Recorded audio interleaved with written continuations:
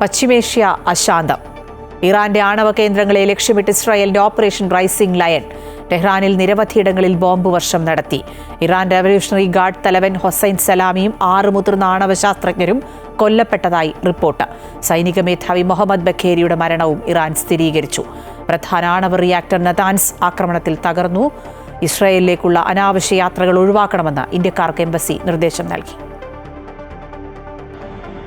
Tehran വടക്കുകിഴക്കൻ ഭാഗത്തായാണ് പുലർച്ചെയോടെ ഇസ്രായേലിന്റെ കനത്ത ആക്രമണമുണ്ടായത്.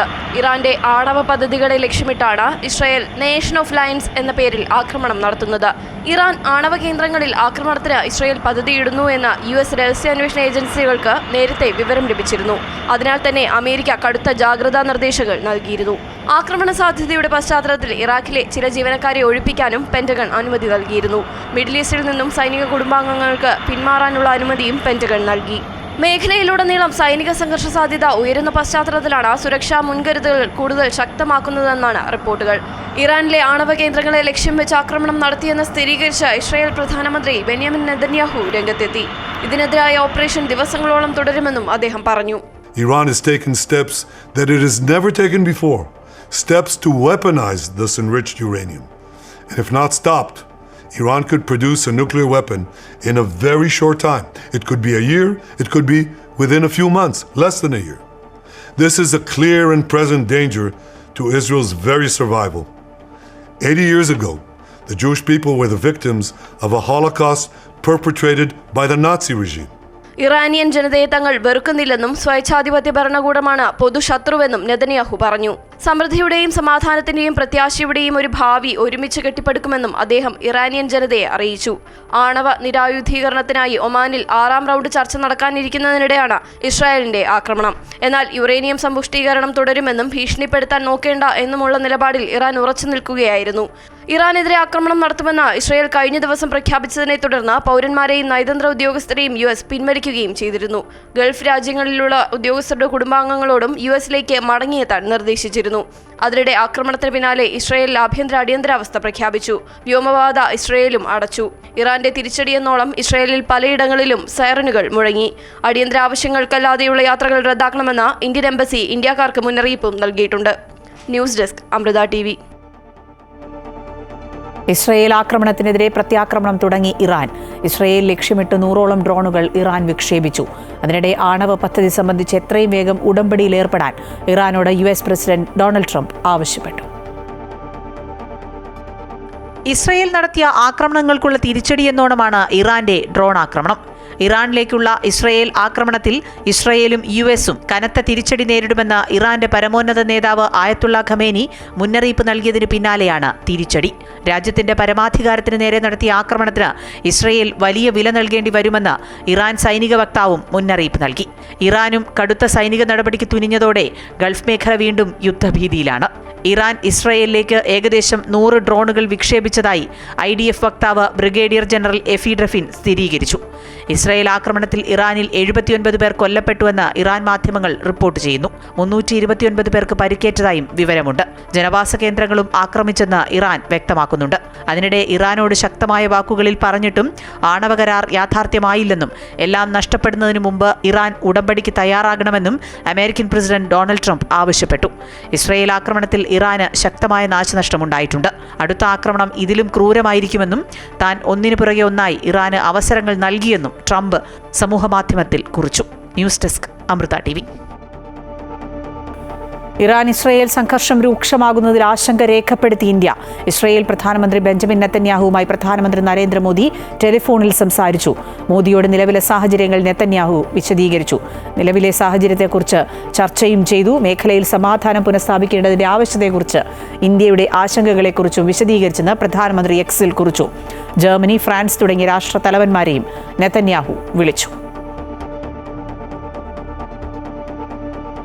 ബിനീഷ് കൊട്ടാരത്തിൽ ന്യൂസ് ഡെസ്കിൽ നിന്ന് ചേരുന്നുണ്ട്. ഈ വാർത്തകളുടെ വിശദാംശങ്ങളുമായി ബിനീഷ്, പശ്ചിമേഷ്യ അശാന്തമായി തുടരുകയാണ്. അതിലേറ്റവും പ്രധാനപ്പെട്ട നമ്മൾ പറയേണ്ടത് ഇന്ത്യയുടെ ഒരു ആശങ്കയാണ്. ഇരു രാജ്യങ്ങളിലും ഒപ്പം ഗൾഫ് രാജ്യങ്ങളിലുമൊക്കെ ധാരാളം ഇന്ത്യക്കാരുള്ളത് കൊണ്ട് തന്നെ നമുക്ക് വലിയ ആശങ്കയുണ്ട്. നയതന്ത്ര തലത്തിൽ ഈ പ്രശ്നങ്ങൾ പരിഹരിക്കണമെന്നുള്ളൊരു ആവശ്യമാണ് ഇന്ത്യ മുന്നോട്ട് വച്ചിരിക്കുന്നതെന്നാണ് മനസ്സിലാക്കുന്നത്. വിശദാംശങ്ങൾ. അഖില, തീർച്ചയായിട്ടും ഇറാനും ഇസ്രയേലും തമ്മിലുള്ള ആക്രമണ പ്രത്യാക്രമണങ്ങൾ തീർച്ചയായിട്ടും ഇന്ത്യയെ നേരിട്ട് തന്നെ ബാധിക്കുന്ന ഒന്നാണ്. പശ്ചിമേഷ്യ അശാന്തമാകുന്നതും ഇന്ത്യയെ സംബന്ധിച്ചിടത്തോളം വലിയ തിരിച്ചടിയാവും. നമുക്കറിയാം ഇറാനിൽ ധാരാളം ഇന്ത്യക്കാരുണ്ട്, അതുപോലെ തന്നെ ഇസ്രയേലിലും ധാരാളം ഇന്ത്യക്കാരുണ്ട്. അതുകൊണ്ട് തന്നെയാണ് നമ്മുടെ ആശങ്കകൾ കൂടുതൽ വർദ്ധിക്കുന്നത്.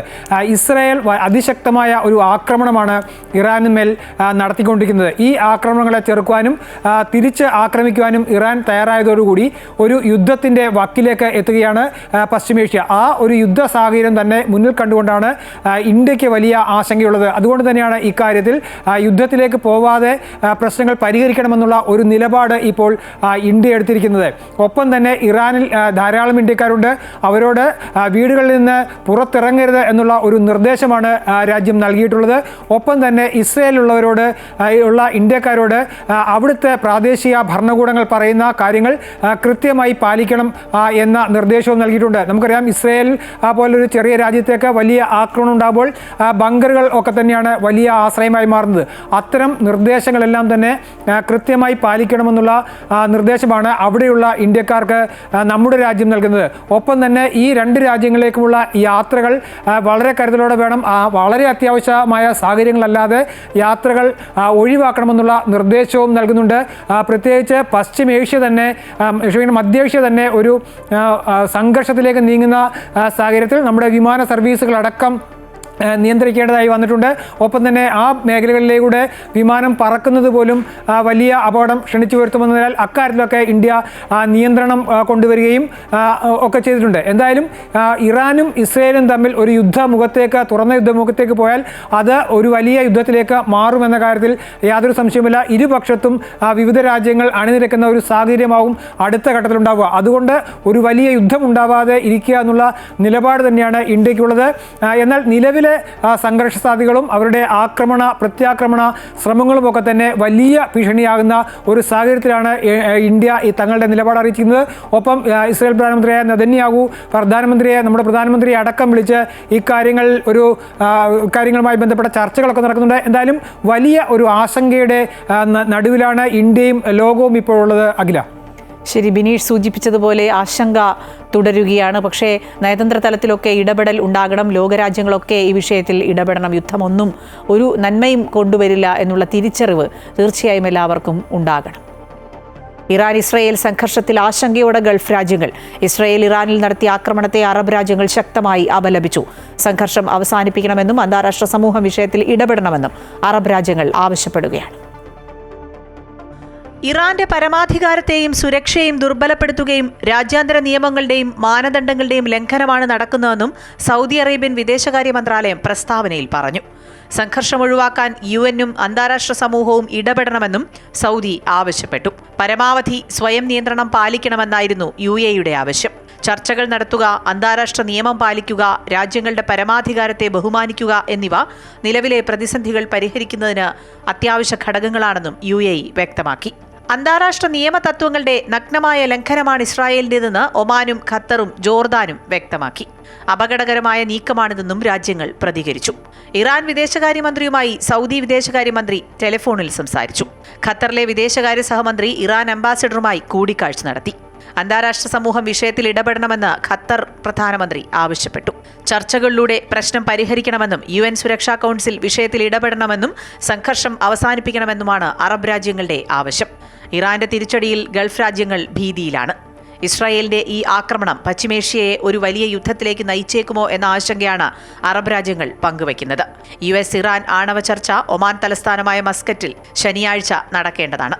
ഇറാൻ ആക്രമണത്തിൽ പങ്കില്ല എന്ന് അമേരിക്ക വ്യക്തമാക്കിയെങ്കിലും അമേരിക്കയുടെ അറിവോടെ തന്നെയാണ് ഇസ്രായേൽ ആക്രമിച്ചത് എന്ന വിമർശനങ്ങളാണ് ഉയരുന്നത്.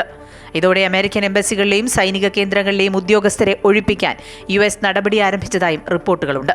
ഇറാഖ് അടക്കമുള്ള പ്രധാന എംബസികളിൽ നിന്ന് US-ന്റെ പ്രധാനപ്പെട്ട ഉദ്യോഗസ്ഥരെയെല്ലാം പിൻവലിച്ചിരുന്നു. News desk Amrita TV.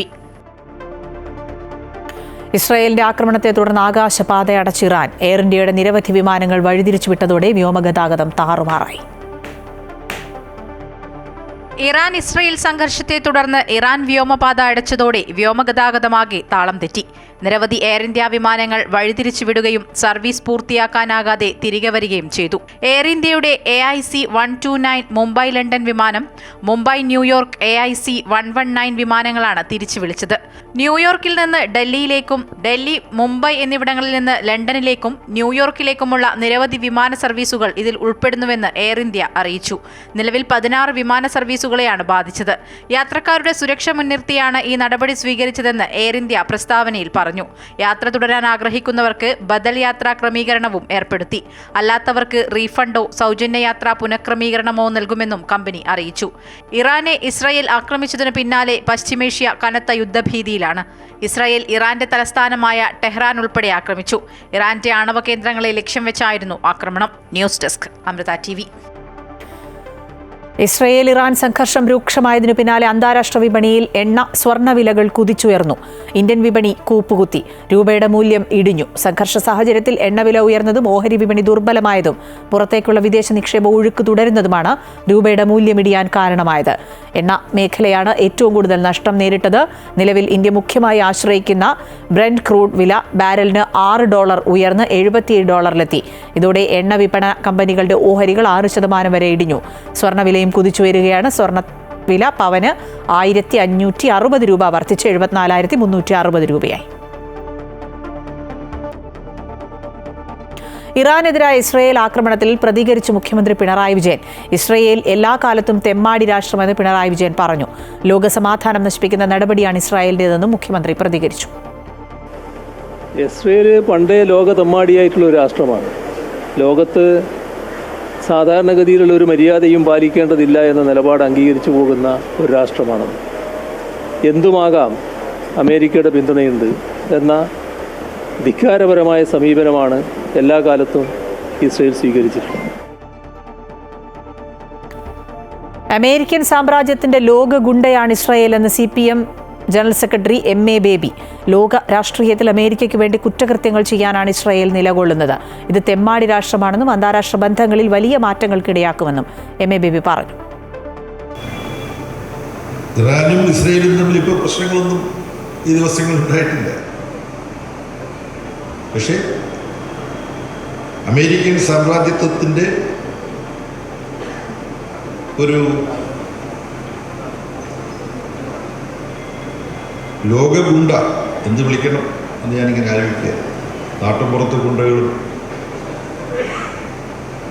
വാടകയ്ക്ക് അക്രമ പ്രവർത്തനങ്ങൾ നടത്തുന്നവരും ഒക്കെയുണ്ട്.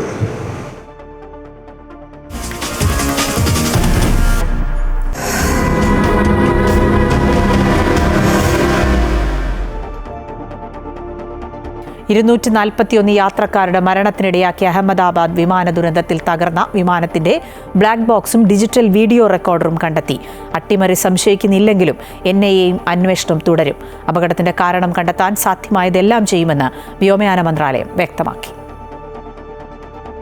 ബ്ലാക്ക് ബോക്സ് വിമാനം ഇടിച്ചിറങ്ങിയ കെട്ടിടത്തിന്റെ മുകളിൽ നിന്നാണ് കണ്ടെത്തിയത്. ഫ്ലൈറ്റ് ഡേറ്റ റെക്കോർഡറിലെ വിവരങ്ങൾ എയർക്രാഫ്റ്റ് ആക്സിഡന്റ് ഇൻവെസ്റ്റിഗേഷൻ ബ്യൂറോ ശേഖരിക്കുകയാണ്. ബ്ലാക്ക് ബോക്സിൽ നിന്നും ലഭിക്കുന്ന വിവരങ്ങളുടെ അടിസ്ഥാനത്തിലായിരിക്കും ഇനിയുള്ള അന്വേഷണം. ഫ്ലൈറ്റ് ഡേറ്റ റെക്കോർഡറും കോക്പിറ്റ് വോയിസ് റെക്കോർഡറും അടങ്ങിയതാണ് ബ്ലാക്ക് ബോക്സ്. വിമാനത്തിന്റെ സാങ്കേതിക വിവരങ്ങളും പൈലറ്റുമാരുടെ സംഭാഷണവുമെല്ലാം ഇതിൽ നിന്ന് മനസ്സിലാക്കാനാകും. അതോടെ അപകട കാരണം സംബന്ധിച്ച് കൂടുതൽ വ്യക്തത വരും. ഓറഞ്ച് നിറത്തിലുള്ള ബ്ലാക്ക് ബോക്സ് വിമാനത്തിന്റെ പിൻഭാഗത്താണ് ഘടിപ്പിക്കാറുള്ളത്. അപകട സ്ഥലത്ത് വിമാനത്തിന്റെ അവശിഷ്ടങ്ങൾക്കിടയിൽ നിന്ന് കണ്ടെത്തിയ ഡിജിറ്റൽ വീഡിയോ റെക്കോർഡറും അന്വേഷണത്തിൽ നിർണായകമാകും. അവസാന നിമിഷം വിമാനത്തിനുള്ളിൽ എന്താണ് സംഭവിച്ചതെന്ന് DVRലൂടെ വ്യക്തമാകും. വിമാനാപകടം സാങ്കേതിക തകരാറുകൊണ്ടാണ് എന്നാണ് നിഗമനമെങ്കിലും അട്ടിമറി സാധ്യതയടക്കം എല്ലാ വശങ്ങളും അന്വേഷണ പരിധിയിൽ വരും. NIA സംഘം സംഭവസ്ഥലത്തെത്തി പരിശോധിച്ചു. ഉന്നതതല വിദഗ്ധ സമിതിയെയും അന്വേഷണത്തിനായി നിയോഗിക്കുമെന്നാണ് വിവരം. അമേരിക്കയും UK-യും അന്വേഷണവുമായി സഹകരിക്കും. ദുരന്തത്തിൽ എയർ ഇന്ത്യ അന്വേഷണം ആരംഭിച്ചിട്ടുണ്ട്. ബോയിംഗ് ഡ്രീംലൈനർ ശ്രേണിയിൽപ്പെട്ട വിമാനങ്ങളുടെ സുരക്ഷാ പരിശോധന നടത്താൻ DGCA കമ്പനിക്ക് നിർദ്ദേശം നൽകി. ഇന്ധനം, എഞ്ചിൻ, ഹൈഡ്രോളിക് സംവിധാനം അടക്കമുള്ളവ പരിശോധിക്കാനാണ് നിർദ്ദേശം. ഇവ പരിശോധിച്ച ശേഷം റിപ്പോർട്ട് സമർപ്പിക്കാനും DGCA നിർദ്ദേശിച്ചിട്ടുണ്ട്. രാജ്യത്തെ ഏറ്റവും വലിയ രണ്ടാമത്തെ വിമാനാപകടമാണ് കഴിഞ്ഞ ദിവസം അഹമ്മദാബാദിലുണ്ടായത്. News desk Amrita TV. അഹമ്മദാബാദിൽ എയർ ഇന്ത്യ വിമാനം തകർന്നു വീണ സ്ഥലത്തും അപകടത്തിൽ പരിക്കേറ്റവർ കഴിയുന്ന ആശുപത്രിയിലും എത്തി പ്രധാനമന്ത്രി നരേന്ദ്രമോദി. വിമാന ദുരന്തത്തിൽ നിന്ന് രക്ഷപ്പെട്ട വിശ്വാസ് കുമാറിനെയും പരിക്കേറ്റ 25 പേരെയും മോദി ആശ്വസിപ്പിച്ചു. തുടർന്ന് അഹമ്മദാബാദ് വിമാനത്താവളത്തിൽ ഉദ്യോഗസ്ഥരുമായി അവലോകന യോഗം ചേർന്ന് സ്ഥിതിഗതികൾ വിലയിരുത്തി. രാവിലെ 9 മണിക്കാണ് പ്രധാനമന്ത്രി നരേന്ദ്രമോദി അഹമ്മദാബാദിലെ ദുരന്തഭൂമിയിലെത്തിയത്.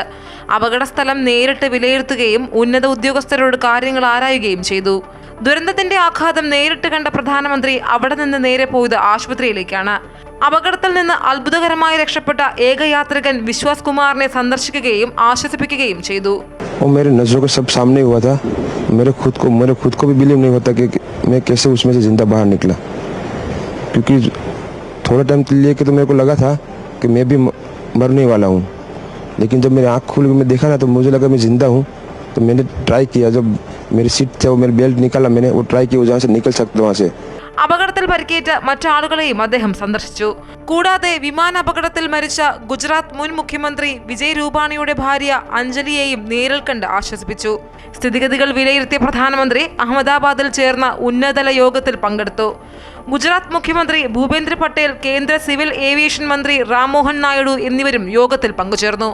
News desk, Amrita TV. വിമാനാപകടത്തിൽ ജീവൻ പൊലിഞ്ഞ പത്തനംതിട്ട പുല്ലാട് സ്വദേശിനി രഞ്ജിതയുടെ വിയോഗ വാർത്ത ഇപ്പോഴും ഉൾക്കൊള്ളാനായിട്ടില്ല ജന്മനാടിന്. രഞ്ജിതയുടെ കുഞ്ഞുങ്ങളെയും പ്രായമായ അമ്മയെയും എങ്ങനെ ആശ്വസിപ്പിക്കുമെന്നറിയാതെ നിസ്സഹായ അവസ്ഥയിലാണ് വീട്ടിലേക്ക് എത്തുന്നവരെല്ലാം.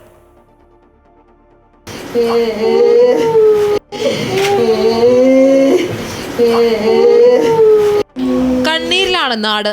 രഞ്ജിതയുടെ മക്കൾ ഇന്ദുചൂടനും ഇതികയും ഈ വീട്ടിലുണ്ട്. കരച്ചിലടക്കാനാകാതെ പ്രായമായ അമ്മ. ഇവരെ എന്ത് പറഞ്ഞ് എങ്ങനെ ആശ്വസിപ്പിക്കും എന്നറിയില്ല ഇവിടേക്ക് എത്തുന്നവർക്ക്. DNA സാമ്പിൾ സ്ഥിരീകരണമാണ് ഇനി പ്രധാനം. ഇതിനായി രഞ്ജിതയുടെ ഇളയ സഹോദരനാണ് അഹമ്മദാബാദിലേക്ക് പോകുന്നത്. അപ്പോൾ ഇന്ന് തന്നെ രഞ്ജിതയുടെ സഹോദരങ്ങൾ അഹമ്മദാബാദിലേക്ക് പോകാനാണ് തീരുമാനിച്ചിട്ടുള്ളത്. ഇന്ന് വൈകുന്നേരം അവർ പോകും. അപ്പോൾ DNA സാമ്പിൾ എടുക്കുന്നത് ആവശ്യമെങ്കിൽ അതിനുള്ള ക്രമീകരണങ്ങൾ അവിടെ ചെയ്യുമെന്നുള്ളതാണ് അറിയിച്ചിട്ടുള്ളത്. രാഷ്ട്രീയ, സാമൂഹ്യ, സാംസ്കാരിക മേഖലകളിലെ നിരവധി ആളുകൾ ഇന്നലെയും ഇന്നുമായി വീട്ടിലേക്ക് എത്തുന്നുണ്ട്. മനുഷ്യന്റെ ജീവിതം അത് എത്ര പെട്ടെന്നാണ് എല്ലാം ഒരു ഞൊടിയിടയിൽ ചാരമായി പോകുന്നത് എന്നുള്ള കാഴ്ചയാണ് നമ്മൾ കണ്ടത്. കേന്ദ്രമന്ത്രി സുരേഷ് ഗോപി ഇന്നലെ രാത്രി തന്നെ വീട്ടിലെത്തി കുടുംബത്തെ ആശ്വസിപ്പിച്ചു. സർക്കാർ ജോലിയിലെ അവധി അപേക്ഷ നീട്ടി നൽകുന്നതിന് വേണ്ടിയാണ് ലണ്ടനിൽ നഴ്സായ രഞ്ജിത 4 ദിവസത്തെ അവധിക്ക് നാട്ടിലെത്തിയത്. 10 വർഷത്തോളം നീണ്ട പ്രവാസ ജീവിതം അവസാനിപ്പിച്ച് ഓണത്തിന് തിരികെ നാട്ടിലെത്താം എന്ന പ്രതീക്ഷയിലായിരുന്നു ഇത്തവണ വിമാനം കയറിയത്. അമൃത ന്യൂസ്, പത്തനംതിട്ട. സ്വപ്നഭവനത്തിന്റെ ഗൃഹപ്രവേശനം യാഥാർത്ഥ്യമാകും മുമ്പെയാണ് വിമാനാപകടത്തിൽ പത്തനംതിട്ട പുല്ലാട് സ്വദേശിനി രഞ്ജിത ജി നായരുടെ ജീവൻ പൊലിഞ്ഞത്. തന്റെ കുഞ്ഞുങ്ങളെയും പ്രായമായ അമ്മയെയും പുതിയ വീട്ടിലേക്ക് മാറ്റിപ്പാർപ്പിക്കുന്നതിനുള്ള ഒരുക്കത്തിലായിരുന്നു രഞ്ജിത. എന്നാൽ പാലുകാച്ചൽ നടത്തി ഓണത്തിനു മുമ്പ് താമസം തുടങ്ങേണ്ട പുതിയ വീട്ടിലേക്ക് എത്തുക രഞ്ജിതയുടെ ചേതനയറ്റ ശരീരമാണ്. 1 വർഷം മുൻപ് ആരംഭിച്ച രഞ്ജിതയുടെ സ്വപ്നഭവനത്തിന്റെ നിർമ്മാണം 85% പൂർത്തിയായി. ഓടുമേഞ്ഞ സൗകര്യങ്ങൾ കുറഞ്ഞ പഴയ വീടിനോട് ചേർന്ന് തന്നെയാണ് പുതിയ വീടും നിർമ്മിച്ചത്. എത്രയും വേഗം പണികൾ പൂർത്തിയാക്കി അമ്മയെയും മക്കളെയും പുതിയ വീട്ടിലേക്ക് മാറ്റണം. ഇതായിരുന്നു രഞ്ജിതയുടെ ലക്ഷ്യം. തന്റെ പ്രവാസ ജീവിതത്തിൽ നിന്നുള്ള സമ്പാദ്യത്തിന്റെ ഏറിയ പങ്കും അതിനായി മാറ്റിവെച്ചു. ഒരുപാട് ആഗ്രഹത്തോടെ അവളുടെ ഇഷ്ടത്തിനനുസരിച്ച് മുക്കും മൂലം വരെ അവളുടെ ഇഷ്ടത്തിനനുസരിച്ച് ആ കോൺട്രാക്ടറോട് പറഞ്ഞ് ചെയ്യിപ്പിക്കുന്നത്. ഇപ്രാവശ്യം വന്നപ്പോഴും എന്നോട് സംശയം പറഞ്ഞ വീടിനകത്ത് നല്ല വെട്ടം കിട്ടുമെന്ന് എനിക്ക് പേടിയുണ്ടായിരുന്നു. പക്ഷെ മുറി വന്ന് നോക്കിക്കഴിഞ്ഞപ്പോൾ നല്ല വെട്ടമാണ്. ഓരോ ജനലിന്റെ അളവ് വരെ അങ്ങനെ ഓരോ കാര്യങ്ങളെ കൃത്യമായിട്ട് നോക്കിപ്പോകുന്നൊരു കൊച്ചായിരുന്നു. ഏറെ ആഗ്രഹത്തോടെ തുടങ്ങിവെച്ചത് പൂർത്തിയാക്കാനാകാതെ രഞ്ജിത മടങ്ങി. ഈ വീട് ഇന്നൊരു നൊമ്പരമാണ്. ക്യാൻസർ രോഗിയായ അമ്മയുടെയും 10ാം ക്ലാസ്സിലും 7ാം ക്ലാസ്സിലും പഠിക്കുന്ന മക്കളുടെയും ഏക ആശ്രയമാണ് പൊലിഞ്ഞത്. പ്രവാസ ജീവിതത്തിനിടയിൽ PSC പരീക്ഷ എഴുതി രഞ്ജിത ഗവൺമെന്റ് ആശുപത്രിയിൽ സ്റ്റാഫ് നഴ്സായി ജോലി നേടിയെങ്കിലും കുടുംബ പ്രാരാബ്ദങ്ങൾ തീർക്കാൻ ലീവെടുത്ത് വീണ്ടും പ്രവാസ ജീവിതം തുടരുകയായിരുന്നു. സർക്കാർ സർവീസിലെ അവധി കുറച്ചുനാൾ കൂടി നീട്ടിക്കിട്ടാൻ അപേക്ഷ നൽകിയാണ് രഞ്ജിത തിരികെ പോയത്. അമൃത ന്യൂസ്, പത്തനംതിട്ട. അഹമ്മദാബാദ് വിമാനാപകടം രാജ്യത്തെ നടുക്കിയ ഏറ്റവും വലിയ ദുരന്തമെന്ന് മുഖ്യമന്ത്രി പിണറായി വിജയൻ. മരണപ്പെട്ടവർക്ക് ആദരാഞ്ജലി അർപ്പിക്കുന്നുവെന്നും അപകടത്തിന്റെ കാരണം കണ്ടെത്തണമെന്നും അദ്ദേഹം പറഞ്ഞു. അത്യന്തം ദാരുണമായ സംഭവമാണ് ഇന്നലെ ഉണ്ടായത്. ഇതുമായി ബന്ധപ്പെട്ട കാര്യങ്ങൾ വിശദമായി പരിശോധിക്കേണ്ടതുണ്ട് എന്നുള്ളതാണ് ഇപ്പോൾ വരുന്ന വാർത്തകളിൽ നിന്ന് വ്യക്തമാകുന്നത്. അതുമായി ബന്ധപ്പെട്ടുള്ള പരിശോധനകൾ ആരംഭിച്ചതുകൊണ്ട് ഇപ്പോൾ അതിൻ്റെ പ്രാരംഭഘട്ടത്തിൽ മറ്റൊരു അഭിപ്രായം പറയാറായിട്ടില്ല.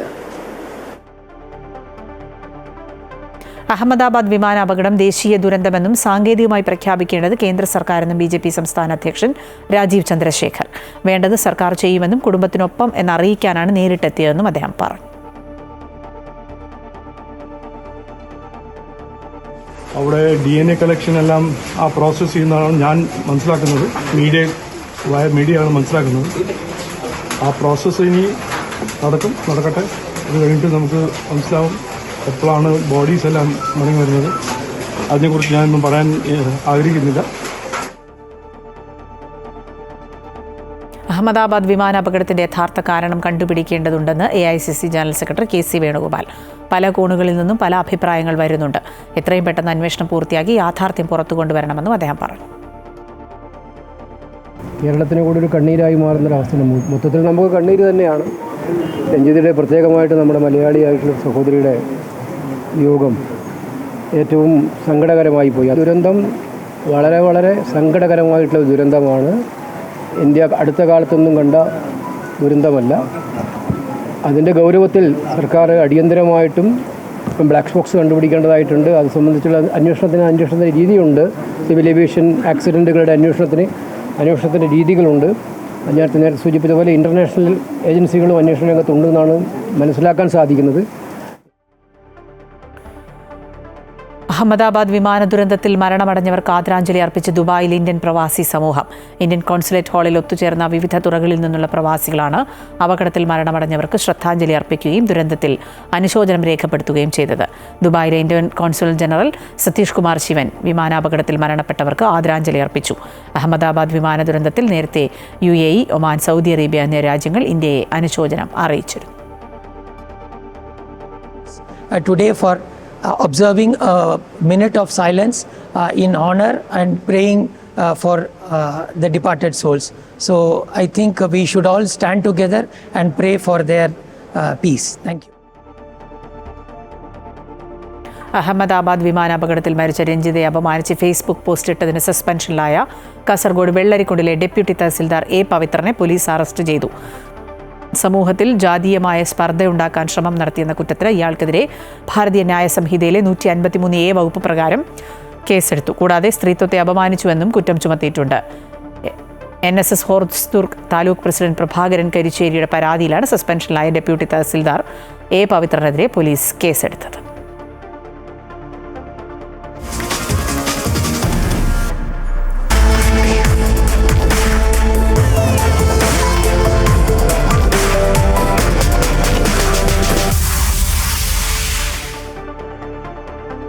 നിലമ്പൂരിൽ പ്രചാരണം പൊടിപൊടിക്കുകയാണ്. അവസാന ലാപ്പിലെ പ്രചരണത്തിലാണ് മുന്നണികൾ. മുഖ്യമന്ത്രി പിണറായി വിജയൻ M. സ്വരാജിനായി രംഗത്തെത്തി. UDFനെ പിന്തുണയ്ക്കാനുള്ള വെൽഫെയർ പാർട്ടി തീരുമാനത്തിൽ മുഖ്യമന്ത്രി ലീഗിനെ രൂക്ഷമായി വിമർശിച്ചു. ജമാഅത്തെ ഇസ്ലാമി പരിപാടിയിൽ നിന്ന് നേരത്തെ പാണക്കാട് തങ്ങൾ വിട്ടുനിന്നത് എന്തുകൊണ്ടെന്ന് ഇപ്പോഴത്തെ ലീഗ് നേതാക്കൾ പരിശോധിക്കണമെന്ന് മുഖ്യമന്ത്രി ആവശ്യപ്പെട്ടു. ജയിച്ചാൽ സ്വരാജിനെ മന്ത്രിയാക്കുമെന്ന് പരോക്ഷ സൂചനയും മുഖ്യമന്ത്രി നൽകി. M. സ്വരാജിന്റെ പ്രചാരണ യോഗത്തിൽ സംസാരിക്കുകയായിരുന്നു മുഖ്യമന്ത്രി. ഒരു അവിശുദ്ധ കൂട്ടുകെട്ടിനും LDF ഇല്ലെന്നും അത്തരമൊരു പിന്തുണയും വേണ്ടെന്നും പറഞ്ഞ മുഖ്യമന്ത്രി മുസ്ലിം ലീഗിനെ രൂക്ഷമായി വിമർശിച്ചു. നിൽക്കക്കള്ളിയില്ലാതെ വിജയിക്കാൻ ഏതു കൂട്ടുകെട്ടിനും തയ്യാറാകുന്ന അവസ്ഥയിലാണ് UDF.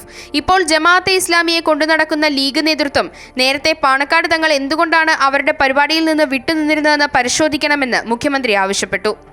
ഇന്നത്തെ ലീഗ് നേതൃത്വവും ആലോചിക്കുന്നത് നന്നാവും. എന്നാ പരിപാടിയിൽ പങ്കെടുക്കാൻ പാണക്കാട് തങ്ങളെ ക്ഷണിച്ചിരുന്നു. അദ്ദേഹം പോയിരുന്നോ എന്ന് ഇന്നത്തെ ലീഗ് നേതൃത്വം ആലോചിച്ച് നോക്കുക. എന്തുകൊണ്ടായിരുന്നു പോകാതിരുന്നത്? ജമാഅത്തെ ഇസ്ലാമി എന്താണ് എന്ന വ്യക്തമായ തിരിച്ചറിവ് കൂടുതൽ. 9 വർഷക്കാലത്തെ സർക്കാരിന്റെ ഭരണ നേട്ടങ്ങൾ ഉയർത്തിക്കാട്ടിയ മുഖ്യമന്ത്രി ജയിച്ചു വന്നാൽ M. സ്വരാജിന് മന്ത്രിസ്ഥാനം നൽകുമെന്ന പരോക്ഷ സൂചനയും നൽകി. സ്വരാജിനെ നല്ല രീതിയിൽ ഭൂരിപക്ഷത്തോടെ വിജയിപ്പിച്ചയക്കുക. ഏത് സ്ഥാനവും വഹിക്കാൻ സർവദാ യോഗ്യനായിട്ടുള്ള ഒരു സ്ഥാനാർത്ഥിയാണ്. M. സ്വരാജിന്റെ പ്രചരണത്തിന് നേതൃത്വം കൊടുത്ത് മുഖ്യമന്ത്രി 2 ദിവസം കൂടി നിലമ്പൂരിൽ ക്യാമ്പ് ചെയ്യും. അമൃത ന്യൂസ്, മലപ്പുറം. ജമാഅത്തെ ഇസ്ലാമി സഹകരണത്തിൽ മുൻ നിലപാട് ചൂണ്ടിക്കാട്ടി മുഖ്യമന്ത്രിയെയും CPM-നെയും കടന്നാക്രമിക്കുകയാണ് UDF നേതൃത്വം. ഓന്തിന്റെ നിറം മാറുന്നതുപോലെ മുഖ്യമന്ത്രിയും പാർട്ടിയും നിറം മാറുന്നുവെന്ന് പ്രതിപക്ഷ നേതാവ് പറഞ്ഞു. അതേസമയം PDPക്ക് വന്ന മാറ്റം പറയാൻ CPM തയ്യാറാകണമെന്ന് BJP സംസ്ഥാന ജനറൽ സെക്രട്ടറി MT രമേശ് ആവശ്യപ്പെട്ടു. ജമാഅത്തെ ഇസ്ലാമിയുമായുള്ള സഹകരണത്തിൽ രാജ്യം മുഴുവൻ കോൺഗ്രസിന് മറുപടി പറയേണ്ടി വരുമെന്നും അദ്ദേഹം പറഞ്ഞു.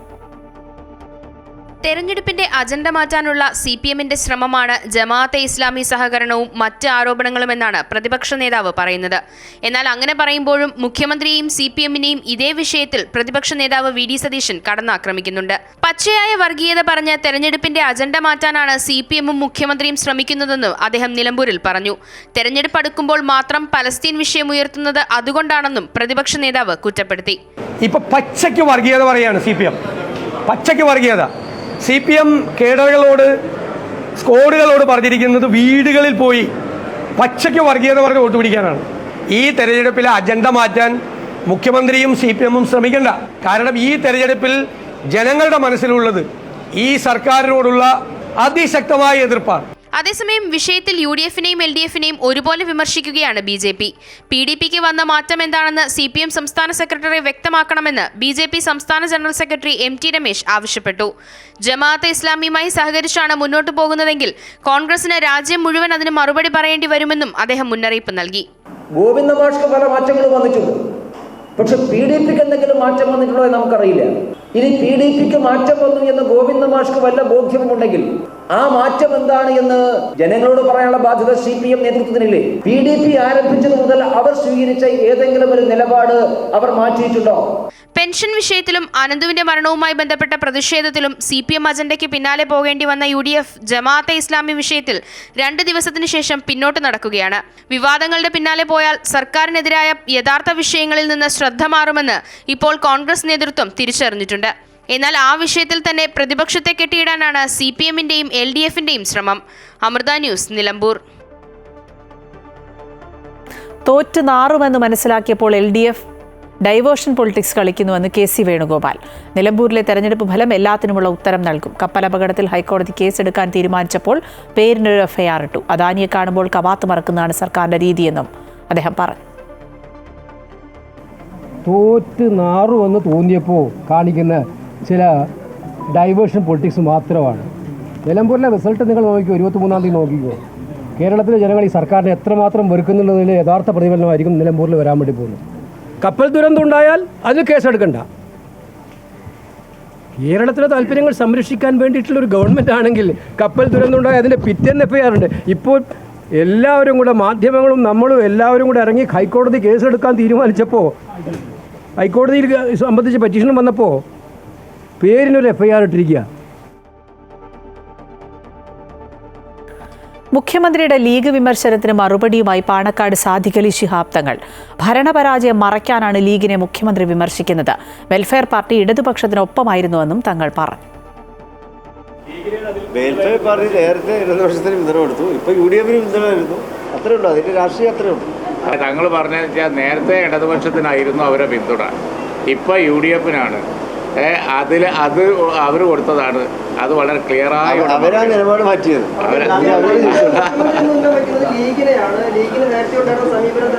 അത് ഭരണപരാജയം മറച്ചു വെക്കാൻ വേണ്ടി അങ്ങനെ ഉണ്ടാക്കും, അത്രേ ഉള്ളൂ. ഇനി ടോപ് 10 സ്പെഷ്യൽ വാർത്തയിലേക്കാണ്. കോഴിക്കോട് മെഡിക്കൽ കോളേജിലേക്ക് നടക്കാനിരിക്കുന്ന 150ഓളം നിയമനങ്ങൾക്കെതിരെ പ്രതിഷേധം ശക്തമാകുന്നു. സ്ഥിര നിയമനത്തിന് പകരം ഏജൻസിയെ ഏൽപ്പിക്കുന്നത് രാഷ്ട്രീയ നിയമനങ്ങൾക്ക് കളമൊരുക്കാനാണ് എന്നാണ് ആക്ഷേപം.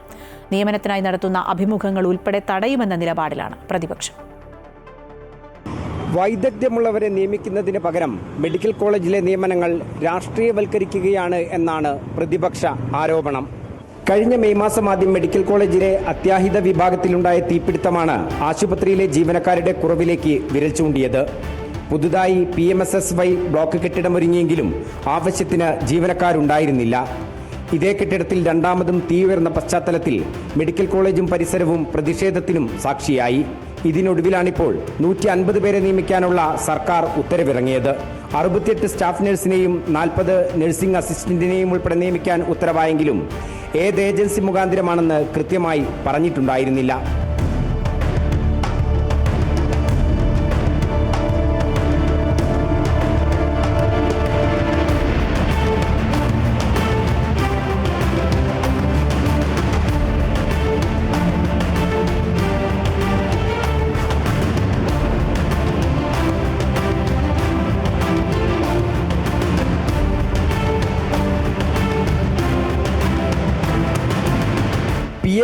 എംപ്ലോയ്മെന്റിനെയും നോക്കുകുത്തിയാക്കി രാഷ്ട്രീയ നിയമനം നടത്തുകയാണെന്നാണ് ആക്ഷേപം. അതൊരു ആരോപണമല്ല, it is a fact. HDS നിയമനങ്ങൾ പോലും എംപ്ലോയ്മെന്റ് എക്സ്ചേഞ്ച് മുതലേ നടത്താവൂ എന്ന് കേരള നിയമസഭ പാസ്സാക്കിയ നിയമമുണ്ട്. ഈ രണ്ടും നിലനിൽക്കുകയാണ് അവൈലബിളായ ഏജൻസിയിലൂടെ ആളുകളെ തിരഞ്ഞെടുക്കുന്ന പറയുന്നത്. ഇതിനെതിരെയാണ് ഞങ്ങളുടെ വാദം. താൽക്കാലിക നിയമനമാണെങ്കിലും ഭാവിയിൽ സ്ഥിരപ്പെടുത്താനുള്ള നീക്കവും ഇതിന് പിന്നിലുണ്ടെന്നാണ് ആരോപണം. സ്ഥിര നിയമനങ്ങൾ നടത്തി മെഡിക്കൽ കോളേജിനെ മികച്ച ചികിത്സാ കേന്ദ്രമാക്കി മാറ്റേണ്ട സർക്കാർ തികഞ്ഞ അവഗണനയാണ് കാണിക്കുന്നതെന്ന് പ്രതിപക്ഷം ചൂണ്ടിക്കാണിക്കുന്നു. നിയമാനുസൃതമല്ലാത്ത അഭിമുഖം ഉൾപ്പെടെ തടയാനുള്ള തീരുമാനത്തിലാണ് പ്രതിപക്ഷം. ക്യാമറാമാൻ ശ്രീജിത്തിനൊപ്പം MM രാഗേഷ്, അമൃത ന്യൂസ്, കോഴിക്കോട്. താൽക്കാലിക നിയമനം മാത്രമല്ല കോഴിക്കോട് മെഡിക്കൽ കോളേജിനെ വലയ്ക്കുന്നത്. ജൂൺ അവസാനത്തോടെ 239 ഹൗസ് സർജന്മാരുടെ കാലാവധി പൂർത്തിയാകും. അടുത്ത ബാച്ച് എത്താൻ വൈകുന്നതും കോളേജിന്റെ പ്രവർത്തനത്തെ ബാധിക്കും. ചില പ്രതികരണങ്ങൾ കാണാം. അതായത് മെഡിക്കൽ കോളേജിൽ ഉള്ള ഓരോ ഡിപ്പാർട്ട്മെൻറ്റിലും എടുത്ത് പരിശോധിക്കുകയാണെങ്കിൽ അവിടെ സർക്കാർ നേരിട്ട് നിയമനം നടത്തേണ്ട ഡോക്ടർമാരുടെ തസ്തിക ഒഴിഞ്ഞു കിടക്കുകയാണ്. അതിലേക്ക് സർക്കാർ നിയമനം നടത്തുന്നില്ല. എന്നാൽ അവിടെ ഈ ICUയിലും അതുപോലെ തന്നെ കാഷ്വാലിറ്റിയിലുമൊക്കെ നമ്മൾ പോയാൽ രാത്രി ഉറക്കം തൂങ്ങിപ്പോലും ജോലി ചെയ്യുന്നത് ഈ ജൂനിയർ റെസിഡൻറ്റുമാരാണ്. കഴിഞ്ഞ വർഷം ഇതുപോലെ ഒരു ബാച്ച് ഇറങ്ങി. ആ ബാച്ച് ഇറങ്ങിയിട്ട് 3 മാസം കഴിഞ്ഞതിന് ശേഷം ആ പുതിയ ബാച്ച് കയറുന്നത്. അന്നു തന്നെ ആശുപത്രിയുടെ പ്രവർത്തനം താളം തെറ്റി എന്നുള്ളത് ശക്തമായിട്ട് ആരോപണം മാത്രമായിരുന്നില്ല, അനുഭവപ്പെട്ടതാണ്. ഇനി 3 മാസം കഴിഞ്ഞിട്ടാണ് പുതിയ ബാച്ച് വരുന്നത് എന്ന് വരുമ്പോൾ കോഴിക്കോട് മെഡിക്കൽ കോളേജ് ഇന്ന് നേരിട്ടുകൊണ്ടിരിക്കുന്ന പ്രതിസന്ധി അതിരൂക്ഷമാകാൻ പോവുകയാണ്. എമർജൻസിയിലൊക്കെ നല്ല തിരക്കായിരുന്നു. പക്ഷെ എന്നാലും ഡോക്ടർമാർ ഫുൾ ടൈം ഒരു വിശ്രമം ഇല്ലാണ്ടാണ് പണിയെടുക്കുന്നത്. ഗവൺമെൻറ് ഉദ്യോഗത്തിലുള്ള ആളുകൾ തന്നെ വരണം എന്നുള്ളതല്ല. വേറെ ഇതിനിപ്പോൾ സ്വകാര്യവൽക്കരിക്കേണ്ടെന്നുള്ളതാണ്. പഴയ കാഷ്വാലിറ്റി തന്നെയാണ് ഇപ്പോൾ പ്രവർത്തനം നടക്കുന്നത്. അവിടെ 700 ജീവനക്കാർ ആവശ്യപ്പെട്ടുകൊണ്ട് ഉദ്ഘാടന സമയത്തിനും അതിനു മുമ്പും ഡിപ്പാർട്ട്മെൻറ്റിൻ്റെ പലതവണ പ്രിൻസിപ്പാൾ എഴുതിയതാണ്. ഒരാളെ പോലും നിയമനം നടത്തിയില്ല. ഇപ്പോൾ 150 പേരെ നിയമിക്കാൻ വേണ്ടി പറഞ്ഞ് അതിൽ ബഡ്ജറ്റ് പോർഷൻ ഉണ്ടോ? ഇത് ഒരു എന്താ പറയുക, ആളുകളെ ബോധ്യപ്പെടുത്താൻ നിയമനം എന്ന് പറയുന്നു. ആ നിയമനം പിൻവാതിലൂടെ നടത്താനുള്ള നീക്കവും നടത്തുന്നത്. ഈ വാർത്തയുടെ കൂടുതൽ വിശദാംശങ്ങളുമായി കോഴിക്കോട് നിന്ന് MM രാഗേഷ് ചേരുകയാണ്. രാഗേഷ്, മെഡിക്കൽ കോളേജ് ആശുപത്രിയിൽ ജീവനക്കാരുടെ കുറവുള്ളപ്പോഴാണ് ഈ 150 താൽക്കാലിക നിയമനങ്ങൾ വരുന്നത്. അതൊരു ആശ്വാസമായല്ലേ കാണേണ്ടത്? ഒപ്പം ഇതുകൂടാതെ വരും ദിവസങ്ങളിൽ മെഡിക്കൽ കോളേജിൻ്റെ പ്രവർത്തനം വഴിമുട്ടുന്ന ഒരു സാഹചര്യങ്ങൾ വരികയാണെന്നാണ് ഈ റിപ്പോർട്ടുകളിൽ നിന്നൊക്കെ മനസ്സിലാക്കുന്നത്. കോഴിക്കോട് മെഡിക്കൽ കോളേജിൽ ആവശ്യത്തിന് ജീവനക്കാരില്ല എന്നുള്ളതായിരുന്നു ഒരു പ്രധാന ആക്ഷേപം. ഇതിന് പരിഹാരമായാണ് ഇപ്പോൾ 150ഓളം ആളുകളെ നിയമിക്കാൻ പോകുന്നത്. ഒപ്പം തന്നെ രാഷ്ട്രീയ നിയമനമായി മാറ്റുന്നു എന്നുള്ളതാണ്. PSCയെയോ എംപ്ലോയ്മെന്റ് എക്സ്ചേഞ്ചിനെയോ ഉപയോഗപ്പെടുത്താതെ മാറ്റുന്നു എന്നുള്ളതാണ് ഒരു പ്രധാന ആരോപണം. ഇതിനിടയിൽ തന്നെയാണ് എടുത്തു പറയേണ്ടുന്നത്, ഈ വരുന്ന ജൂൺ 23 ഏകദേശം 239ഓളം ഹൗസ് സർജൻസി ഡോക്ടർമാർ ഇവിടെ നിന്നും ബാച്ച് കഴിഞ്ഞ് ഇറങ്ങുകയാണ്. ഇനി അടുത്ത വരേണ്ടുന്ന ബാച്ച് എന്ന് പറയുന്നത് 3 മാസം പിന്നിടും. കാരണം ഇവിടെ എക്സാം ഒന്നും തന്നെ കഴിഞ്ഞിട്ടില്ല. ഇതിന് ഇടയ്ക്ക് ചികിത്സയ്ക്ക് വേണ്ടി അല്ലെങ്കിൽ എത്തുന്ന രോഗികളെ ചികിത്സിക്കാനായി നോൺ അക്കാദമിക് ജൂനിയർ റെസിഡന്റുമാരെ നിയമിക്കേണ്ടതുണ്ട്. ഇതിനായി ധനകാര്യ വകുപ്പ് ഉത്തരവിറക്കേണ്ടതുണ്ട്. ഒപ്പം തന്നെ ഗവൺമെന്റ് ഉത്തരവ് ഇറങ്ങേണ്ടതുണ്ട്. ആ ഒരു സാഹചര്യം കൂടെയുണ്ട്.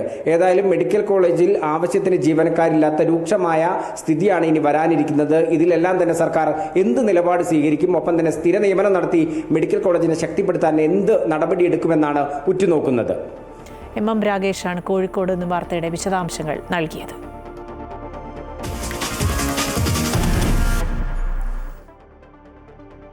ഇടുക്കി പീരുമേട് പ്ലാക്കത്തടത്ത് ആദിവാസി സ്ത്രീ കാട്ടാനാക്രമണത്തിൽ കൊല്ലപ്പെട്ടു.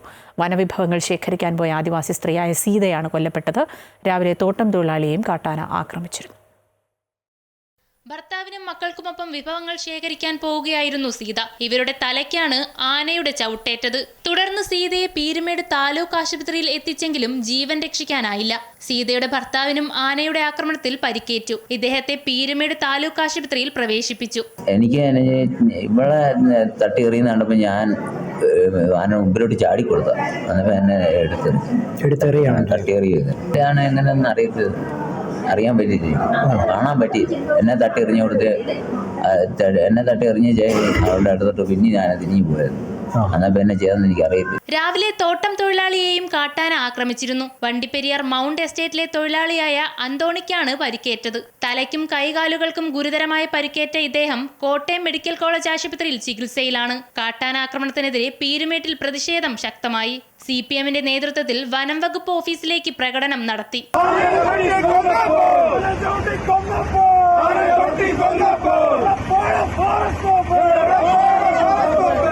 അമൃത ന്യൂസ്, ഇടുക്കി.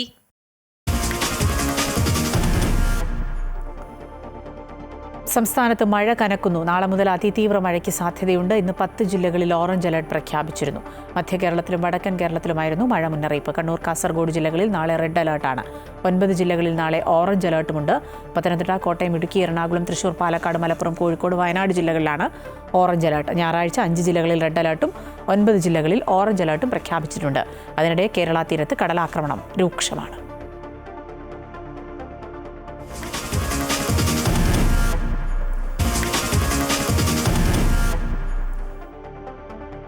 ലോക ടെസ്റ്റ് ചാമ്പ്യൻഷിപ്പ് ഫൈനലിൽ ദക്ഷിണാഫ്രിക്കയ്ക്ക് 282 റൺസ് വിജയലക്ഷ്യം. ഓസ്ട്രേലിയയുടെ രണ്ടാം ഇന്നിംഗ്സ് 207 റൺസിൽ അവസാനിച്ചിരുന്നു. മിച്ചൽ സ്റ്റാർക്ക് അർദ്ധ സെഞ്ചുറി നേടി. ദക്ഷിണാഫ്രിക്കയ്ക്ക് വേണ്ടി റബാഡ 4 വിക്കറ്റും ലുങ്കി എങ്കിഡി 3 വിക്കറ്റും വീഴ്ത്തി. രണ്ടാം ഇന്നിംഗ്സിൽ ഓസ്ട്രേലിയ 2 വിക്കറ്റ് നഷ്ടത്തിൽ 213 റൺസ് എടുത്തിട്ടുണ്ട്. എയ്ഡൻ മക്രം സെഞ്ചുറിയോടെ